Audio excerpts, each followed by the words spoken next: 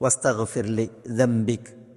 അപ്പോൾ അല്ലാഹു സുബ്ഹാനഹു വ തആല ഇസ്തിഗ്ഫാറിനെ നിശ്ചയിച്ചു, നിയമമാക്കി. അതുകൊണ്ട് അല്ലാഹു സുബ്ഹാനഹു വ തആല കൽപ്പിച്ചു, നമ്മൾ ഇസ്തിഗ്ഫാറിനെ തേടിയാൽ, പടച്ച റബ്ബിനോട് ഇസ്തിഗ്ഫാർ നടത്തിയാൽ, പാവം പൊറുക്കാൻ തേടിയാൽ, അതിനാൽ അല്ലാഹു സുബ്ഹാനഹു വ തആല നമുക്ക് വാഗ്ദാനം ചെയ്ത കാര്യങ്ങൾ എത്ര മഹനീയമാണ്, അതിൻ്റെ ഫലങ്ങളും ഗുണങ്ങളും എത്ര മികച്ചതാണ്. വിശുദ്ധ ഖുർആനിൽ നമ്മൾ അതിൽ പാപം പൊറുക്കുക എന്നുള്ളത് മുഖ്യം. ലിയഗ്ഫിറ ലക്കും, അവൻ നിങ്ങൾക്ക് പുറത്തു തരുന്നതിന് വേണ്ടി.